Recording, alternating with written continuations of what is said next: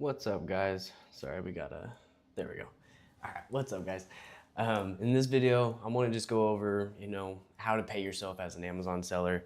I think it's one of the biggest things that I had a question with when I first started, and I think it's a good thing to kind of go over. That way, we, know what's going on in our business and stuff. But the biggest thing is we need to know our numbers. A good, easy, simple way to do that would be with Sellerboard. There is a link in the description below if you want to check it out. It is just a simple accounting tool. It's not a be-all accounting tool. QuickBooks is definitely the be-all, but the Sellerboard, it does a good job of like giving you a good summary of what it is. And I'll show it to you guys. There we go. I have been using Sellerboard for a while now, so I kind of understand it a little more and more every day, because obviously you learn every day. But Sellerboard breaks everything down for you. And now, what do you want? What do you want to pay yourself though? Do you want to pay yourself, 10% of what you make? Do you want to pay yourself 5%, 20%? I suggest if you're making, the amount of money that you want to make, then you can go up with your percentage. If you are like, man, I want my business to get to here. I wish I was making, 100,000 and you're only making 50,000, or you want to make $1 million and you're only making 100,000, pay yourself less. You know what I'm saying? So you kind of have to make that decision first before you jump into this. But we'll say we chose 10%. We want to pay ourselves 10% of what we make. So, but what is what we make? Was my biggest question when I first started, was like, all right, so I made in sales, as you can see for the month, the date will go off last month. Last month I made $7,000. Do I do 10% of that? Because that's, about $700 some dollars. That's a great paycheck. No, you don't go off of that. And it's like, okay, then do I go off of the estimated payout? So like what Amazon deposited into my bank account, do I go off of that number? Which last month would be, for me, $4,300. That's, a little over $400 for a payout. That's awesome. No, that's not the number you go off of. We're whittling it down here. Now, we're going to come down to gross profit, which is your payout minus your COGS, or your cost of goods sold. And cost of goods sold, if you don't know, is like whatever you spent to buy the book, whatever you make profit-wise, you gotta take that out. So if I bought a book for $100, or we'll say $50, sold it for $100, made $80, well, I have to take out that $50. So I really only made $30 on it, and that's tough. It is what it is. We'll say that $30 is after Amazon took the fees out and everything. So then that brings us to this amount right here, because Amazon did take its fees out to give us this payout. So this is what we're gonna get after Amazon fees, after returns, after everything, cost of goods sold and everything. That's what this money is. But then you also have to take out your expenses.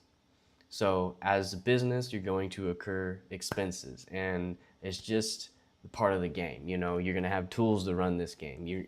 This is kind of a tool-heavy business, and it's very hard to run it without incurring some expenses. So for me, my expenses were high last month. I've kind of cleaned them up this month, but I'm still gonna have quite a bit of expenses for this month. But next month, my expenses should be a little bit lower. But so we're looking right here. 10% of this number right here, net profit. I know it's a low number for me. Like I'm making $50, like that. Last month I made $50 to pay myself. That is not going to sustain you. But that is what you need to look at. You need to look at your numbers and know them well enough to be like, okay, do I really want to pay myself that $50? Or do I just want to put it back in, let it grow some more until I can start paying myself into the hundreds or into the thousands? That's the know your numbers part. Don't go off of sales numbers and stuff. A lot of Amazon sellers will confuse you with, they've got these huge bars. Look at my bars this month. Look at this, how much sales I made, and it's like they're making $100,000 a month or something, and it's like, well, they're not really making $100,000 a month. They're not getting $100,000 deposited in their bank account. They're not getting $100,000 after cost of goods sold, and they're definitely not getting $100,000 after their expenses are taken out. You know what I'm saying? So you have to take in consideration with that. As if you're going to be doing, like, it kind of goes in tiers. If you're book selling, your margins are going to be pretty big. Thrifting, you're going to be huge. Online arbitrage books going to be a little bit smaller. Online arbitrage, like traditional, like buying new products from Walmart or Target or whatever, they're going to be a little bit lower. We're getting real thin here. And then once you get into like wholesale, they're going to be razor thin, razor thin. Then your numbers really matter, because you're working with, like, 8% margins. You know what I'm saying? You're buying hundreds of thousands of products, but your margins are razor thin. So knowing your numbers then is way more valuable than with like someone like a bookseller. Your biggest issue with book selling is really like, are you buying the right book? You know what I'm saying? Are you buying the book that's going to sell, period? If you can get a book to sell, it's kind of hard to lose money on it, but you have to get it to sell. You know what I'm saying? So if you're gonna pay yourself, if it's 5%, 10%, 20%, whatever it is, just know your numbers. If I paid myself 10% of what I made last month, it would have been $50. 20%, would have been more, but then I'm just taking money away from my business at that point. I don't want you to not pay yourself, but I also want your business to grow. So you need to keep that money back in. And don't take 10%. So what I was doing when I first started, learn from my mistake here. What I was doing when I first started, I was taking 10% of my payout. So I would pay myself $400 last month. And, it's fine if you want to do that, but you're not really growing your business. If you want to take, what is it? If you want to take 10% of your gross profit, that's a little bit better, but you still want to, grow the business.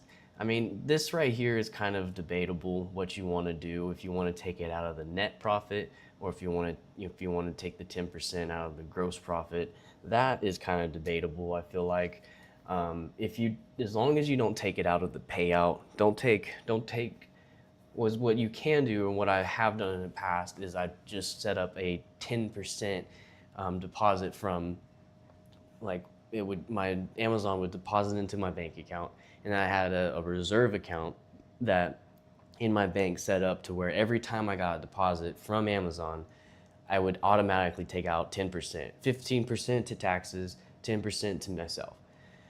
And I thought that was good. That is the profit first method, but I wasn't taking consideration cost of goods sold. So I do still need to take that out. I can't just think that whatever Amazon's depositing me is pure profit, because it's not. The COGS, that's the COGS coming back to me. That's the cost of goods sold coming back to me. So I still need to roll that into the Amazon, because that money still needs to grow, if that makes sense. Whatever the pure profits are, which is the gross profit, and also you minus out the expenses, but you can at least work with the gross profit, then that's what it is. But that's about it, guys. I just wanted to get on here and explain that you got to know your numbers. If you need help with this, I can help you. I have a bookkeeping business now. Link is in the description. If you want help setting up your back end, or if you just want help sourcing some books, we can set up a time to do that. I have a free 30-minute call if you want to set up that, and we can discuss what I can help you with. and if I can help you, and then we can set up something after that. So check it out. Thanks for watching, guys. I'll catch you on the next one.